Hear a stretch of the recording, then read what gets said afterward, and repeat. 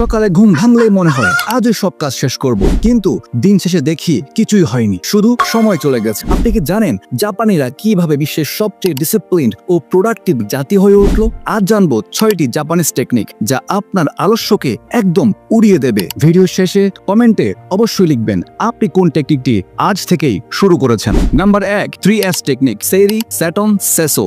জাপানিরা বিশ্বাস করে পরিষ্কার পরিবেশ সমান প্রোডাক্টিভ মন। এই টেকনিক 3 ধাপে কাজ করে। সেইরি মানে সর্ট বা সাজিয়ে রাখা, যেখানে বসে আপনি কাজ করবেন বা পড়াশোনা করবেন সেখান থেকে অপ্রয়োজনীয় সমস্ত জিনিস সরিয়ে ফেলুন, শুধু প্রয়োজনীয় জিনিসপত্র সামনে রাখুন। স্যাটন মানে সেট ইন অর্ডার বা ক্রমানুসারে সেট করা। আপনার দৈনন্দিন প্রয়োজনীয় জিনিসগুলোকে ধাপে ধাপে গুছিয়ে রাখুন, যেন দ্রুত খুঁজলেই পাওয়া যায়। সেসো মানে শাইন বা চকচকে করে রাখা, জায়গাটিকে ঝকঝকে পরিষ্কার পরিচ্ছন্ন রাখুন। একটি অগোছালো ডেস্ক আপনার আলস্যকে বাড়িয়ে দেয়, কিন্তু একটি গোছালো ডেস্ক অটোমেটিক্যালি মোটিভেশন যোগাতে থাকে। নাম্বার 2, কাইজেন মানে 1 মিনিটের রুল। আলস্য আসলে মনের ফাঁকি। আপনি হয়তো অনেকবার এই ভাবনা দিয়ে নিজেকে ফাঁকি দিয়েছেন যে আমি এখন অনেক ক্লান্ত, অনেক সময় পড়ে আছে, পরে করে নিব। যখনই এমন মনে হবে তখনই নিজেকে 1 মিনিটের চ্যালেঞ্জ ছুড়ে দিন। কোনো মতেই পড়তে মন বসছে না, জাস্ট 1 মিনিট পড়ুন বা 1 পৃষ্ঠা পড়ুন। এক্সারসাইজ করতে ইচ্ছা করছে না, জাস্ট 10টা পুশ আপ করুন বা 10টি স্কোয়াট করুন। মনে রাখবেন ছোট ছোট পদক্ষেপই বড় সাফল্যের শুরু, আর এইভাবে আপনার মস্তিষ্ক থেকে লেজিনেস ধীরে ধীরে গায়েব হয়ে যাবে।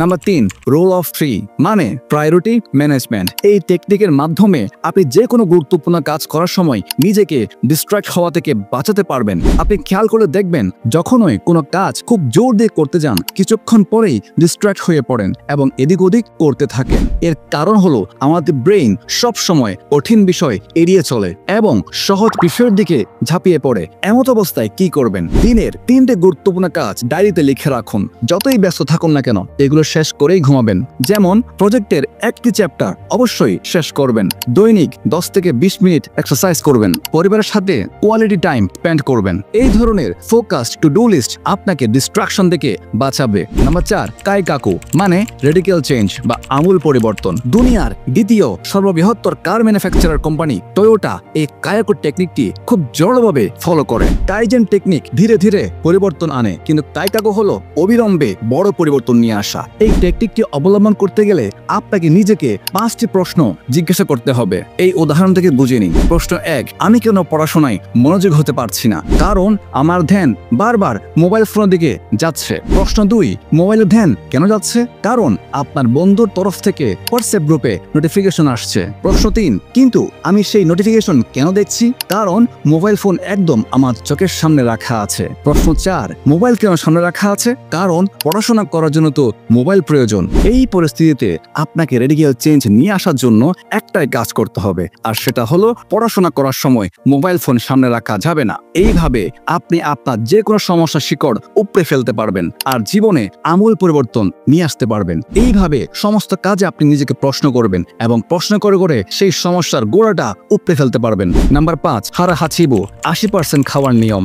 জাপানের ওকিনাওয়া দ্বীপের মানুষের দীর্ঘায়ু রহস্য কি জানেন? তারা পেট ভরে খাবার খায় না, তারা 80% খায় এবং 20% খালি রাখে। কারণ বেশি বেশি খেলে শরীর অলস হয়, এনার্জি কমে যায়। এর কারণ হলো এই খাবার হজম করতে আমাদের শরীর অনেক বেশি শক্তি ব্যয় করে ফেলে। সুতরাং খাবারকে 3 ভাগে ভাগ করবেন। 1 ভাগ খাবার, 1 ভাগ জল এবং 1 ভাগ বায়ু, যেটা আমাদের নবী সাল্লাল্লাহু আলাইহি ওয়াসাল্লাম 1400 বছর আগেই বলে গিয়েছেন। নাম্বার 6, মাইন্ডফুলনেস অর্থাৎ বর্তমানে থাকুন। সাকসেস পাওয়ার জন্য মাইন্ডফুলনেসের কোনো বিকল্প নেই। মাইন্ডফুলনেস মানে বর্তমান নিয়ে বেঁচে থাকা। অতীতের আফসোস বা ভবিষ্যতের টেনশন নয়, বরং বর্তমানের উপর ফোকাস করুন। প্রতিদিন 10 মিনিট মেডিটেশন করুন। শ্বাস প্রশ্বাসকে গভীরভাবে পর্যবেক্ষণ করুন।